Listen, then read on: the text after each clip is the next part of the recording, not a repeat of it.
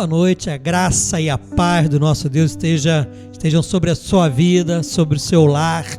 Mais um domingo de louvor, de adoração ao nosso Deus.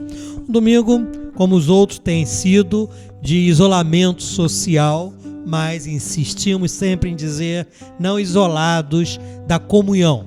Isolados da comunhão com Deus, nem pensar, e também com nossos irmãos.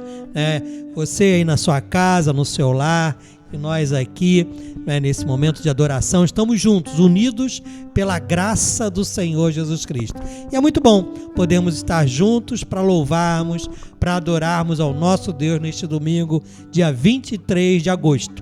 E eu queria iniciar lendo um texto muito especial no Salmo capítulo 147. O salmista, ele louva a Deus, ele dá glórias ao nosso Deus da seguinte maneira, diz o Salmo seguinte: aleluia, é bom cantar louvores ao nosso Deus, é agradável e certo louvá-lo. Interessante, é agradável e certo louvá-lo. E continua o salmista: o Senhor Deus está construindo de novo Jerusalém. Ele está trazendo de volta o seu povo que foi levado como prisioneiro para outros países. Ele cura os que têm coração partido e trata dos seus ferimentos. Foi ele quem resolveu quantas estrelas deviam existir e chama cada uma pelo nome. E diz ainda o verso 5: Deus, o Senhor nosso, é grande e poderoso. A sua sabedoria não pode ser medida. O Senhor Deus levanta os humildes, mas esmaga os maus. Cantem hinos de louvor ao Senhor, toquem músicas na lira em louvor ao nosso Deus. Amém. E esse é o culto, sim, de louvor, de adoração ao nosso Deus. Vamos começar cantando um hino, um cântico de louvor ao Senhor.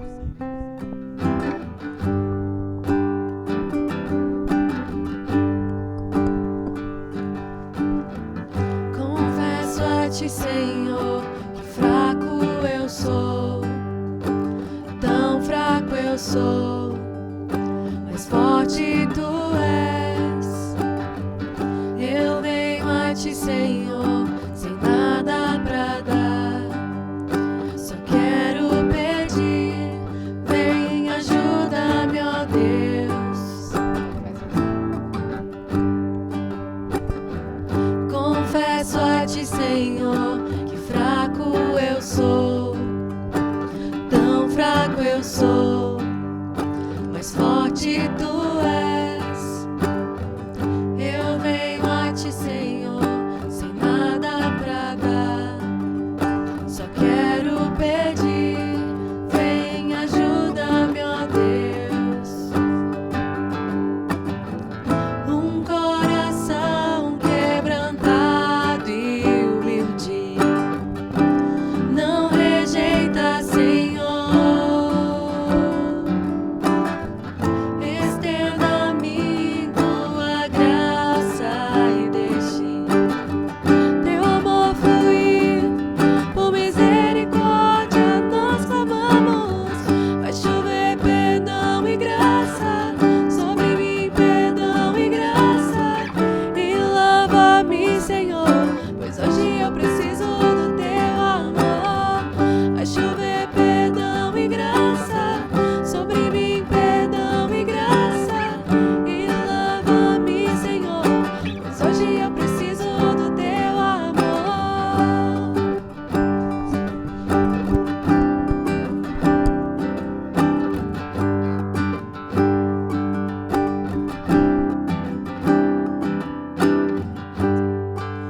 Amém. Chover perdão e graça. Porque de fato o nosso Deus é o Deus de graça, é o Deus de amor e é o Deus perdoador.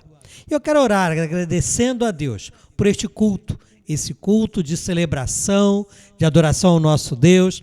Agradecendo ao Senhor pela sua vida, pela sua família, para que a graça de Deus esteja sendo derramada sobre o teu lar, sobre a tua casa. Senhor, muito obrigado por este culto, por esta celebração. Obrigado a Deus porque podemos ter esse tempo nos nossos lares de adoração, de glorificação do Teu nome. Pai, obrigado pela saúde que o Senhor nos dá, muito obrigado pela liberdade que nós temos de culto, de transmitir a Tua palavra, Senhor, através das redes sociais. Que cada pessoa que está nos ouvindo e participando deste culto, ou que estará no futuro participando, que esteja sendo cada uma alvo da Tua graça, do Teu perdão, do Teu amor. Em nome de Jesus. Amém. Amém.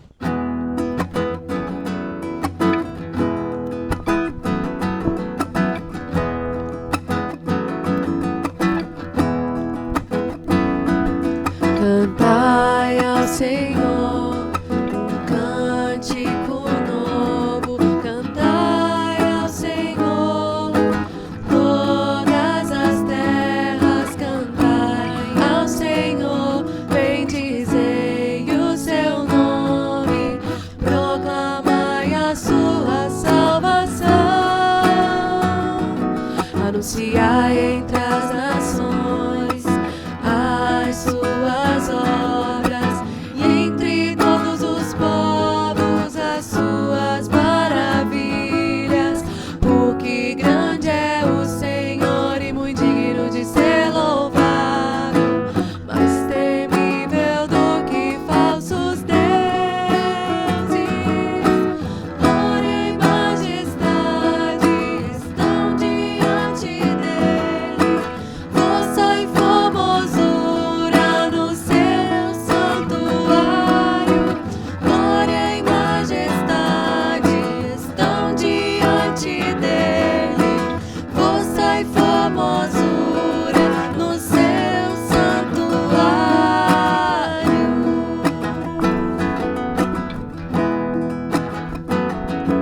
Cantai ao Senhor um cântico novo, cantai ao Senhor as todas as terras, cantai ao Senhor, bendizei o seu nome, proclamai a sua salvação, anunciai entre as nações as suas obras, e entre todos os povos as suas maravilhas, porque grande é o Senhor e muito digno de ser louvado, mais temível do que falsos deuses. Glória e majestade estão diante dele, força e formosura no seu santuário. Glória e majestade estão diante dele, força e formosura no seu santuário. Amém. Glória e majestade estão diante dele, força e formosura no seu santuário. É interessante porque quando nós lemos em Crônicas o rei Davi sendo inspirado e tendo aquele momento seu de inspiração mesmo para a construção do templo de Jerusalém, quando ele idealiza a construção daquele templo, a ideia de Davi era que Deus tivesse uma casa, um lugar para que pudesse ficar. Na ocasião não existia o templo, existia uma tenda, que era o chamado tabernáculo. E ali no tabernáculo os sacerdotes ministravam, no tabernáculo a graça de Deus se manifestava, mas Davi, o rei, entendeu que Deus precisava ter uma casa para morar. Foi uma visão humana disso. Mas ele agradou ao Senhor, agradou a Deus. E esse cântico que acabamos de cantar há pouco, ele expressa isso, né? No santuário de Deus. Deus sendo glorificado no santuário. Davi entendia que o Deus precisava assim, de uma casa, um santuário onde o seu nome pudesse ser glorificado. Sabemos que o santuário somos nós hoje, né? Na graça, a partir da vinda do Espírito Santo, Jesus Cristo inaugurou o período da graça e nesse período nós somos os santuários de Deus. Mas é interessante porque o Antigo Testamento nos ensina muitas coisas sobre o valor do santuário. E se nós olharmos para nós como santuários de Deus, nós vemos algumas coisas interessantes. E eu queria ler um texto em 1 Crônicas, no capítulo 29, eu vou ler aqui, que diz o seguinte: quando Davi ele chama o povo a ofertar para a construção daquele santuário que ele construiu, daquele templo. E aí Davi chama o povo a ofertar e diz assim agora: quem está disposto a dar ao Senhor Deus por vontade própria. Era um desafio que Davi fez para que o povo, as famílias de Israel, fizessem uma doação, uma entrega voluntária para a construção daquele tabernáculo ou daquele santuário, o templo. E aí diz que os chefes dos grupos de famílias, as autoridades das tribos, os oficiais do exército, os administradores das propriedades do rei, deram de livre vontade para a obra do templo o seguinte, e aí começa a descrever: mais de 170 toneladas de ouro, 10.000 barras de ouro, 340 toneladas de prata, 615 toneladas de bronze, 3.420 toneladas de ferro. E aí continua. E diz que aqueles que tinham pedras preciosas deram essas pedras para o tesouro do templo que era administrado por Jeiel. E o povo deu de boa vontade ofertas a Deus, o Senhor, e eles ficaram alegres, porque havia sido dado tanto. O rei Davi também ficou muito contente. É interessante, o povo entregando de coração ofertas para a construção do templo, que Davi, como eu disse, idealizou, sonhou construir a Deus. Nós somos o templo do Espírito Santo de Deus. E a maior oferta que nós devemos dar ao Senhor, na realidade, não é ouro, prata, não são os ferros, as pedras preciosas. A maior oferta é você próprio. A Bíblia nos ensina isso. Você é o tesouro mais precioso que deve ser ofertado ao Senhor. É a oferta de coração, oferta de vida que agrada ao Senhor, a sua vida. Mas Deus também nos dá o privilégio de entregarmos materialmente alguma coisa para que o seu nome continue sendo anunciado, proclamado. Nós temos, por orientação bíblica, a instituição dos dízimos. Dízimo é uma instituição bíblica, sim, para que a obra do Senhor seja mantida. Ofertas voluntárias como essa para o templo também são orientações divinas.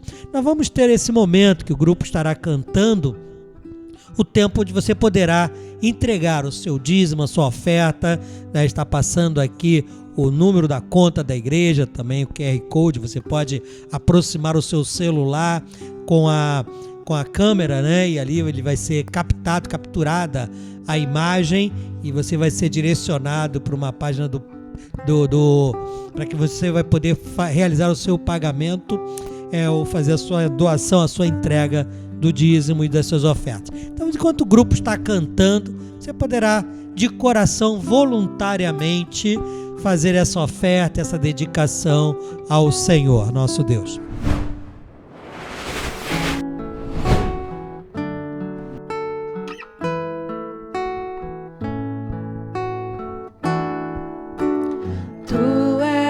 Soberano sobre a terra, sobre os céus, tu és Senhor absoluto.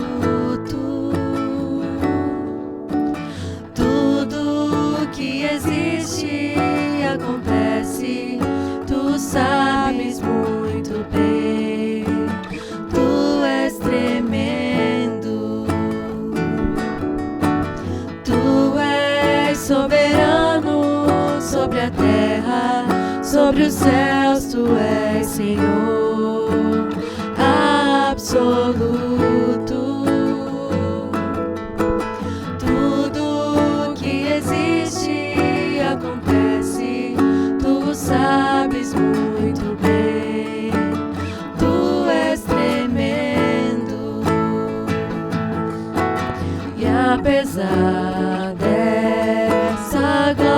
que tens. Tu te importas comigo também. E esse amor tão grande eleva-me, amar-me a ti. Tu és tremendo.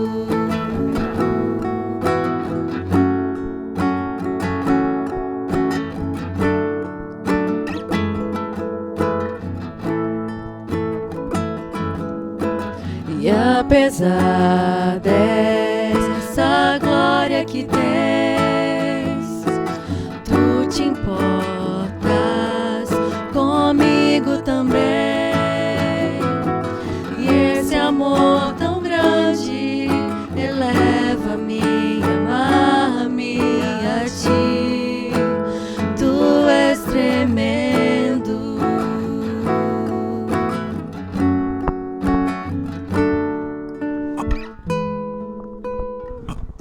Amém. Tu és tremendo. Senhor, muito obrigado. Obrigado pelos dízimos, pelas ofertas, pelas pessoas que têm sido liberais, ó Deus, têm contribuído para a Tua glória, para a Tua obra. Que jamais falte na sua casa, no seu lar, o pão de cada dia.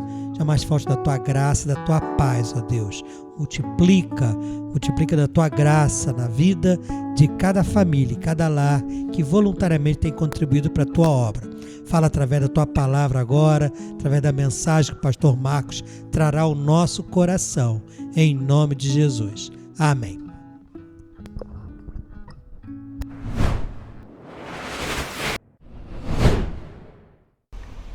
Boa noite, irmãos, graça e paz. É tão bom estarmos aqui mais uma vez para cultuar ao Senhor, louvarmos o nome do Senhor e também para ouvirmos a voz do Senhor. Eu gostaria de te convidar a você abrir a palavra de Deus no livro de Neemias, Neemias capítulo 1. Nós estamos na estação intercessão, né? E nossa igreja ela é guiada por princípios, né? O CREIA, né? Onde a comunhão é o primeiro da C, depois vem o restauração, o evangelismo discipulador, né? A intercessão e a adoração. E nós estamos na estação da letra I, intercessão. Eu gostaria de fazer um mix, né? Trazendo a importância da intercessão, da oração no processo de restauração, que é a área onde eu pastoreio, onde eu estou liderando nesse momento, a área da restauração. E eu gostaria de trabalhar um pouquinho com os irmãos nessa noite sobre essa ideia, né? A importância da oração na restauração, a importância da intercessão, do clamor no processo de restauração. Esse é o tema que Deus colocou no meu coração e como base o texto bíblico de Neemias, o capítulo 1, a partir do versículo 5, diz assim a palavra de Deus: Então eu disse, Senhor, Deus dos céus, Deus grande e temível, fiel à aliança e misericordioso com os que te amam e obedece os teus mandamentos, que os teus ouvidos estejam atentos e os teus olhos estejam abertos para a oração que o teu servo está fazendo diante de ti dia e noite, em favor de teus servos, o povo de Israel. Confesso os pecados que nós, os israelitas, temos cometido contra ti. Sim, eu e o meu povo temos pecado. Agimos de forma corrupta e vergonhosa contra ti. Não temos obedecido os mandamentos, os decretos e as leis que destes ao teu servo Moisés. Lembra-te agora do que dissestes a Moisés, teu servo. Se vocês forem infiéis, eu os espalharei entre as nações. Mas se voltarem para mim e obedecerem os meus mandamentos e os puserem em prática, mesmo que vocês estejam espalhados pelos lugares mais distantes debaixo do céu, de lá eu os reunirei e os trarei para o lugar que escolhi para estabelecer o meu nome. Estes são os teus servos, o teu povo. Tu os resgatastes com o teu grande poder e com o teu braço forte, Senhor. Que os teus ouvidos estejam atentos à oração deste teu servo e à oração dos teus servos que têm prazer em temer o teu nome. Faze com que hoje este teu servo seja bem-sucedido, concedendo-lhe a benevolência deste homem. Amém. Essa é a oração de Neemias, quando estava passando por um processo de restauração, que eu vou estar explicando depois da oração. Vamos orar para que o Senhor esteja falando ao nosso coração nessa noite? Pai, nós te louvamos, te exaltamos, te agradecemos, porque a tua palavra, Deus, ela é viva, ela é eficaz, ela é real, ela é verdadeira. Pedimos, Deus Santo, que o Senhor esteja aplicando, Deus, esses princípios bíblicos, Senhor, ao nosso coração, Deus. Tem tanta verdade aqui nesse texto, Senhor, tanto poder de restauração, de restaurar famílias, vidas. E eu te peço, Deus Santo, que o Senhor esteja derramando essa unção restauradora sobre cada lar, cada casa, que nesse momento, Deus Santo, está aberto para ouvir a tua voz. É a nossa oração no nome de Jesus. Amém. Amém. É interessante que Neemias, ele ocupava um cargo de confiança no reinado de Artaxerxes I. Ele era o copeiro do rei. O que o copeiro fazia?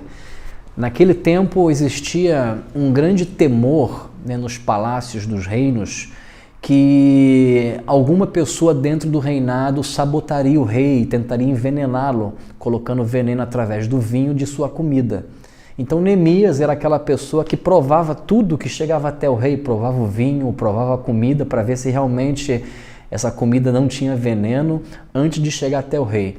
E quem ocupasse um cargo quem ocupasse esse cargo deveria ser uma pessoa de muita confiança, porque Neemias poderia muito bem dizer ao rei: não tem veneno, e colocar o veneno ali para que o rei pudesse morrer.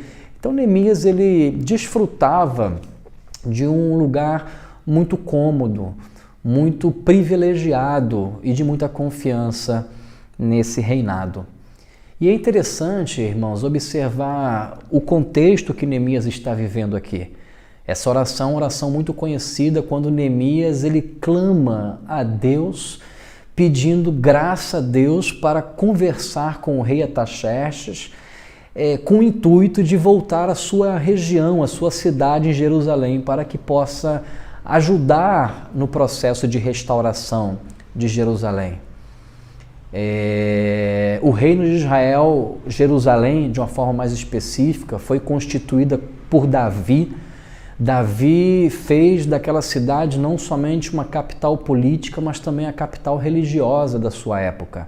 Seu filho Salomão, quando ocupa o lugar de Davi, a Bíblia diz que Salomão fez com que Jerusalém prosperasse de tal forma que Jerusalém era conhecida como a cidade gloriosa naquele tempo.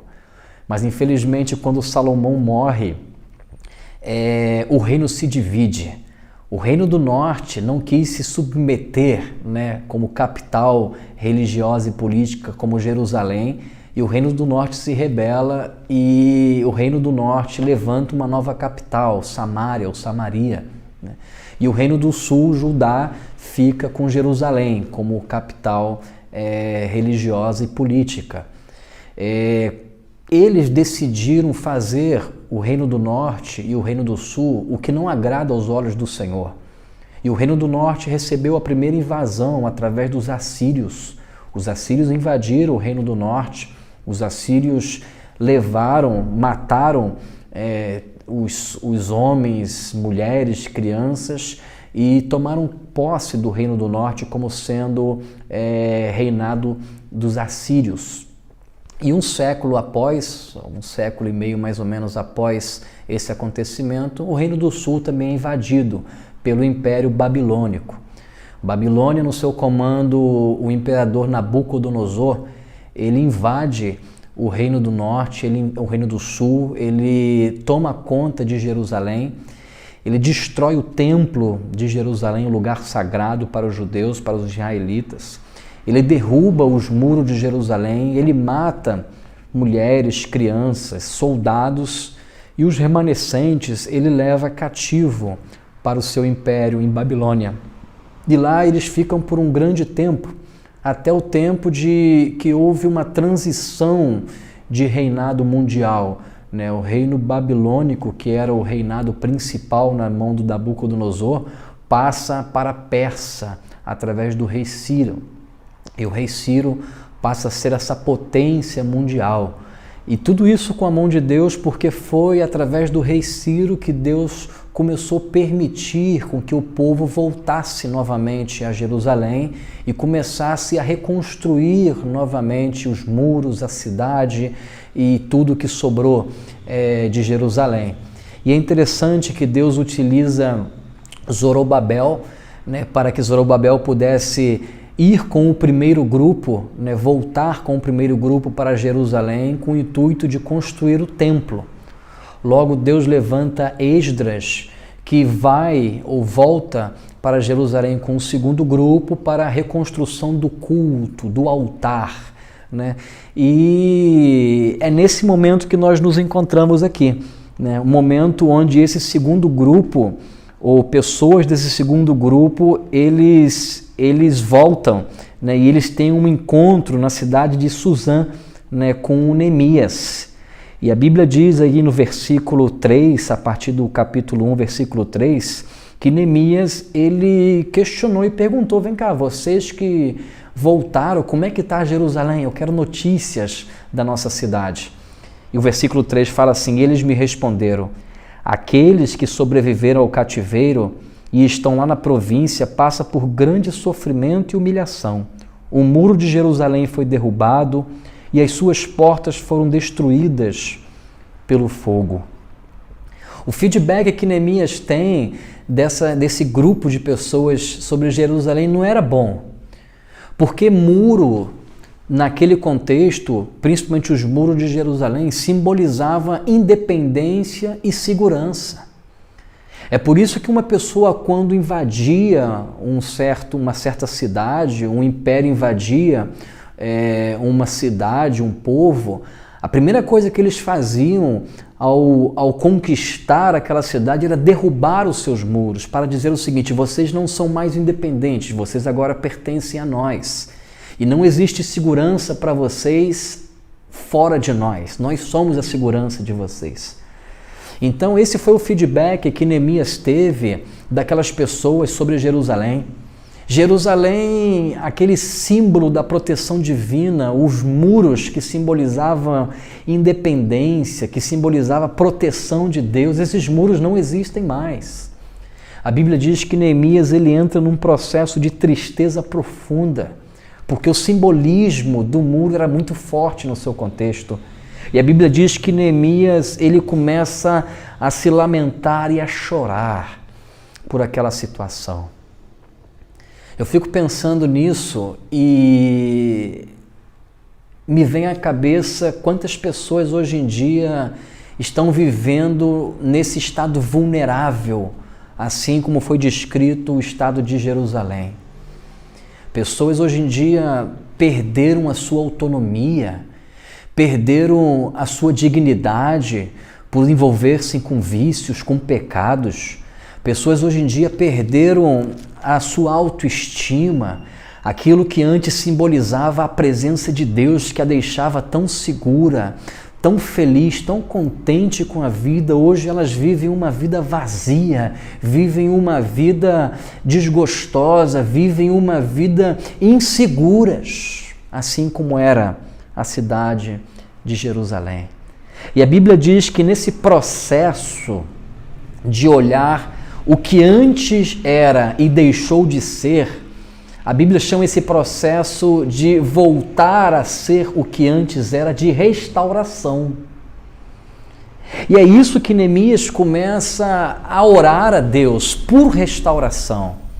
Me chama a atenção porque no processo de restauração, quando você percebe que alguma coisa deixou de ser, antes era e deixou de ser, de repente é aquele casamento que faliu, de repente é a vida econômica da pessoa que antes estava tão equilibrada e de repente passa por um desequilíbrio, ou de repente são pecados, coisas que antes você dominava e agora essas coisas te dominam.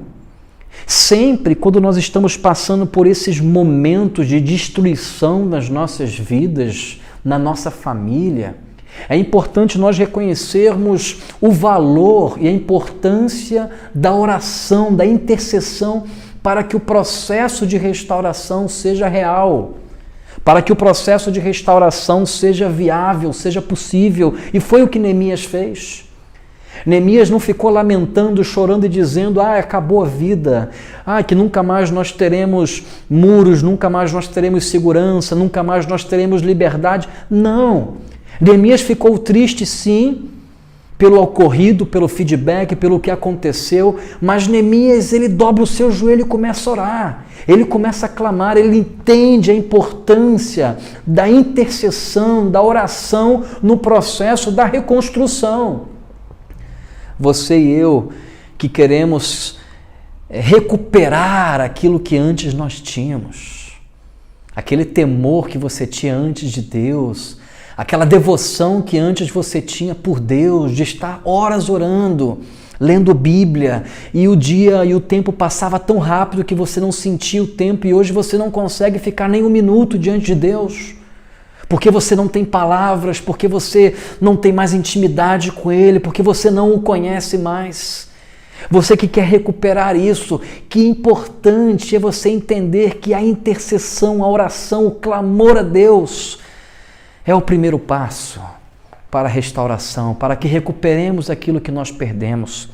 Você que tem vivido preso aos teus pecados, maus hábitos, você que tem sofrido problemas na tua família, seja qual for a característica dos problemas, é importante que você reconheça a importância da oração no processo da reconstrução, e foi o que Neemias fez. Neemias falou o seguinte: tudo bem, estou triste, a minha cidade precisa ser reconstruída, a minha cidade precisa ser reerguida novamente, os muros, a segurança, a autoestima precisa voltar ao meu povo. E a primeira coisa que Neemias faz é orar, é clamar, é interceder. Eu não sei se você tem vivido dias difíceis na tua vida. Eu não sei se você tem passado por momentos de destruição, seja qual for a área, seja qual for o tamanho dela, porque aquilo que é pequeno para mim, de repente é grande para você que está sentindo. Não interessa o tamanho da tua dor, o importante é que você entenda o seguinte: ore para que haja restauração. Clame a Deus para que haja, ou para que comece o processo de restauração na tua vida, para que comece o processo de renovo na tua vida, na tua família, na tua economia, na tua história. Clame a Deus, ore. É o que Neemias faz. Neemias ora ao Senhor, Neemias clama ao Senhor. E nessa oração eu gostaria de sublinhar alguns princípios importantes nesse processo de restauração, né? Nós sabemos que Deus ouviu a sua oração, né? Neemias orou por quê? Porque ele tinha que cair na graça do rei Artaxerxes. O rei Artaxerxes tinha que autorizá-lo voltar para ele começar essa reconstrução, e não somente autorizar, tinha que patrocinar essa reconstrução, né? Porque Neemias não tinha nada, Neemias não tinha dinheiro, o povo não tinha nada para reconstruir. Ele não tinha somente que pedir autorização do rei, mas ele tinha que cair na graça para que o rei patrocinasse, né? E reerguer os muros significava muita coisa contra o Império de Persa, né? Reerguer os muros era como Jerusalém dizendo o seguinte: nós queremos ser independentes de vocês. Reerguer os muros simbolizaria dizer o seguinte: nós não pertencemos mais a vocês. Então é por isso que Neemias vê a importância da oração, porque nesse processo de restauração, se não há a presença de Deus, se não há a mão de Deus agindo, é em vão o nosso esforço. Nesse processo de restauração, se não estiver ali a presença de Deus constante, a mão de Deus poderosa agindo nesse processo, nós poderemos seguir todos os princípios que eu vou mencionar aqui e nada acontecerá. Porque o principal é a intercessão, é a oração, para que o poder de Deus seja manifestado nesse processo teu de restauração.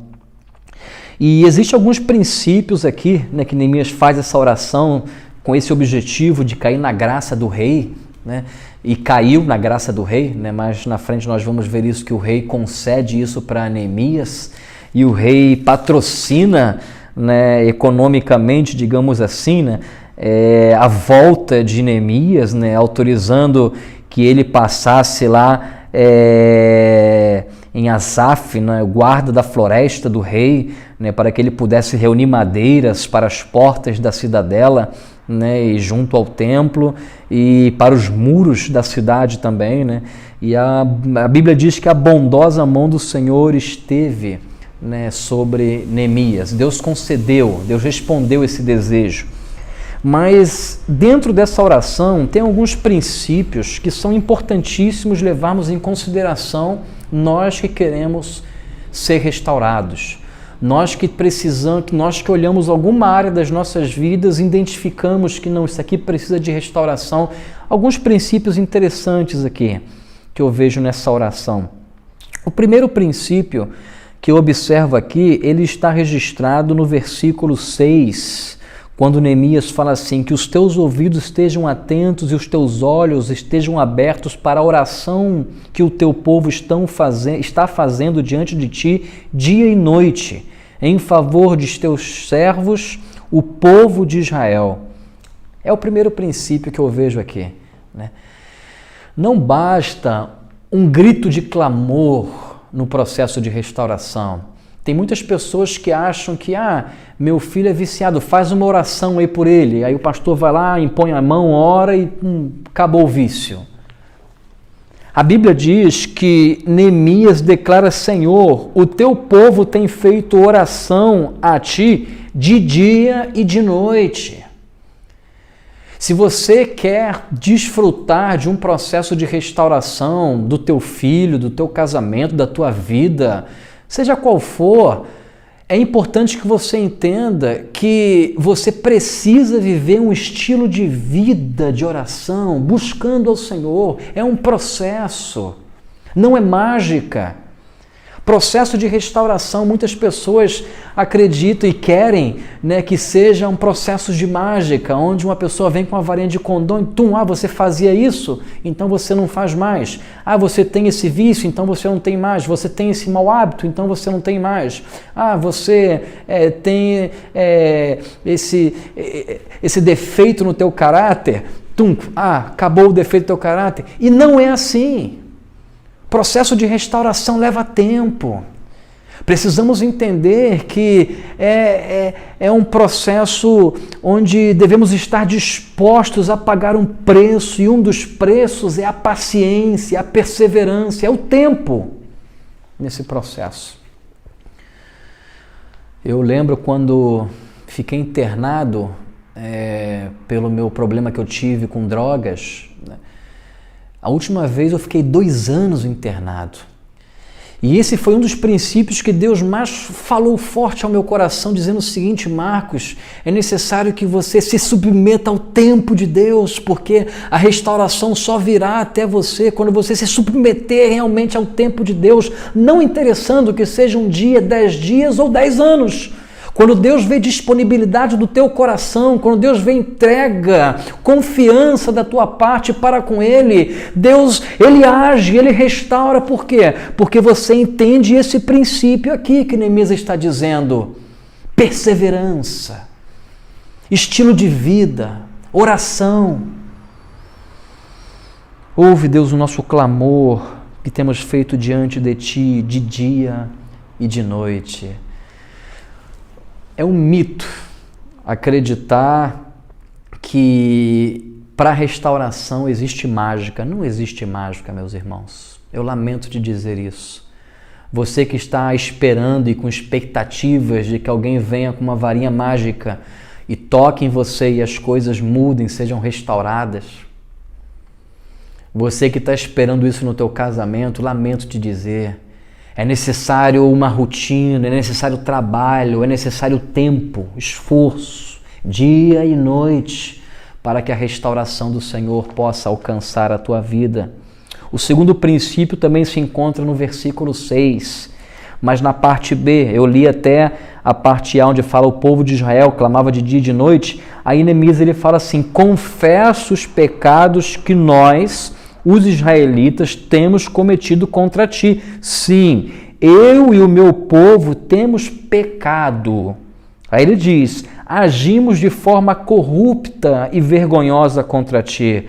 Não temos obedecido aos mandamentos, aos decretos, às leis que destes ao teu servo Moisés.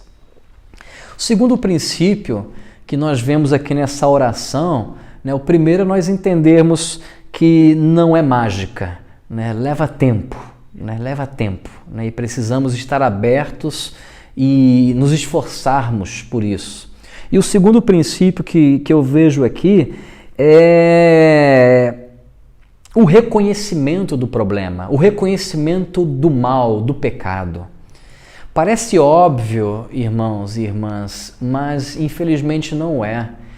Tem muita gente que quer ter um casamento diferente, mas não reconhece os seus erros, não reconhece o que ela está fazendo de errado.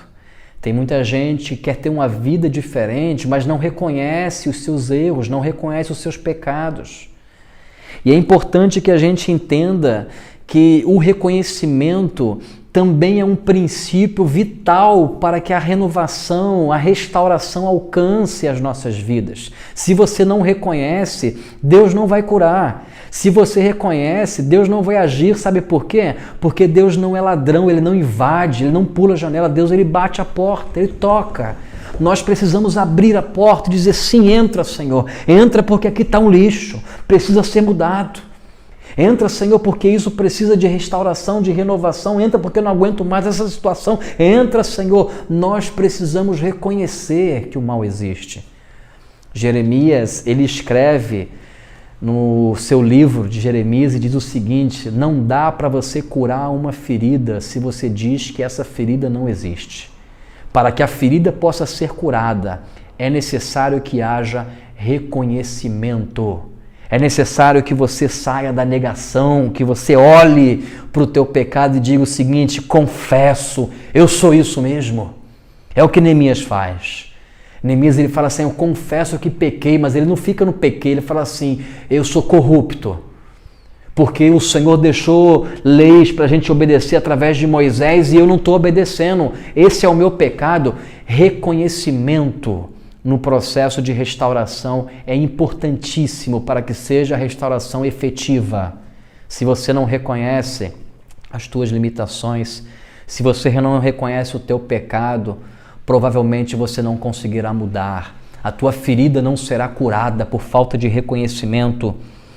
É interessante nós observarmos que Neemias, ele não só traz essa verdade na sua oração, que a restauração leva tempo. Neemias não somente traz essa realidade para que nós possamos entender que não é mágica, devemos estar dispostos a pagar um preço, onde exista perseverança e constância, de dia e de noite, orava Neemias. Mas Neemias também traz essa luz, que é necessário também reconhecimento da maldade, reconhecimento do teu erro, não do erro do outro. Precisamos restauração, Senhor, muda o outro. Não, onde você está errando, onde você precisa mudar, onde as coisas estão ruins, porque o responsável é você e você precisa fazer alguma coisa, reconhecer esse pecado, reconhecer essa maldade, para que haja restauração na tua vida, para que você seja transformado, porque todos nós precisamos de restauração. Nós ainda não fomos glorificados, vivemos ainda em um mundo mau e ainda temos hábitos maus e pecados dentro de nós que precisam ser trabalhados pelo Senhor. E serão trabalhados quando você e eu olhemos para Ele e reconheçamos que Ele existe. Contra ti, Senhor, pequei, sim, meu pecado é esse, eu reconheço, disse Neemias. E é interessante, ele termina a sua oração dizendo isso: estes são os teus servos, o teu povo. Tu os resgatastes com o teu grande poder e com o teu braço forte, Senhor. Que os teus ouvidos estejam atentos à oração deste teu servo e à oração dos teus servos que têm prazer em temer o teu nome. É importante que você nesse processo de restauração, tenha fé em Deus, confie no Senhor, né? Neemias, ele diz o seguinte, olha, você quer restauração? Deixa eu te ensinar aqui, ó. Primeiro começa com oração, a oração é importantíssima. E na oração de Neemias, ele nos ensina 3 princípios. Primeiro, leva tempo, não existe passo de mágica na restauração, leva tempo.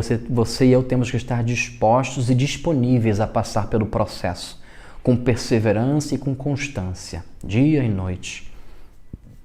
Segundo lugar, reconhecimento do teu erro, do teu pecado. Parar de ficar apontando os outros, parar de ficar buscando responsáveis fora de você, porque o responsável pela tua vida e tua felicidade é você. E em último lugar, crer, confiar em Deus. É o que Neemias fala assim, Senhor, nós temos tido temor ao Senhor, nós confiamos no Senhor, nós cremos no Senhor. Nosso coração tem certeza que o Senhor está aqui ouvindo o nosso clamor. Que importante, irmãos, porque nesse processo de restauração, e aí eu não vou ler para não me alongar muito, o capítulo 4 descreve muito bem esse processo. É um processo onde tem muita oposição, muitos inimigos internos vão se levantar dentro de você dizendo você não vai conseguir. Muitos inimigos externos, como foi o caso de Sanbalate e Tobias, vão se levantar contra você para dizer você não vai conseguir, porque não querem te ver feliz, não querem te ver restaurado. Muitas pessoas vão se desanimar nesse processo, porque leva tempo, constância, e você vai dizer, será que vale a pena? Eu tenho orado tanto, tenho colocado tanto da minha parte, meu casamento não muda, meu filho não muda, minha economia não muda, minha vida não muda, eu vou desistir.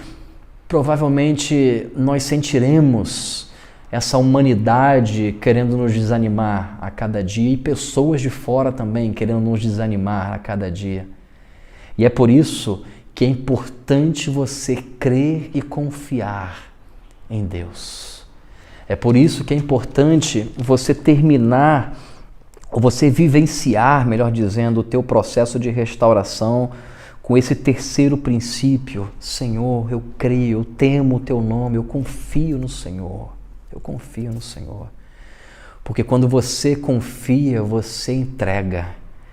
E quando você entrega, você não pega de volta, né?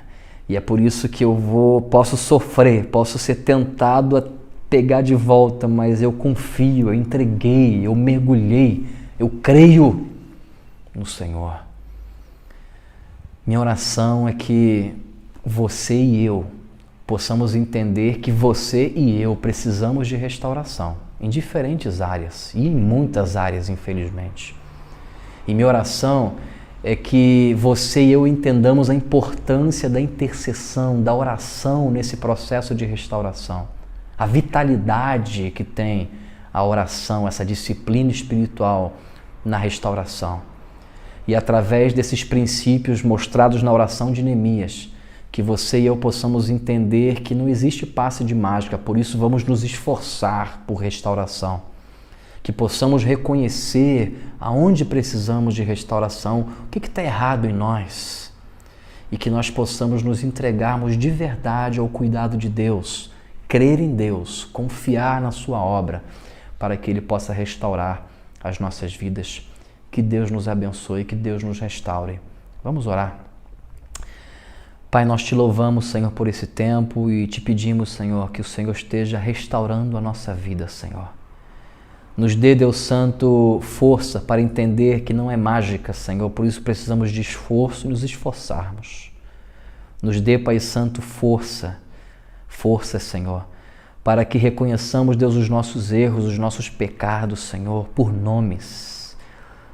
Coisas que precisamos mudar, Deus, que haja reconhecimento, Senhor, em cada vida que ouve a minha voz e a Tua voz, Deus, também nessa noite.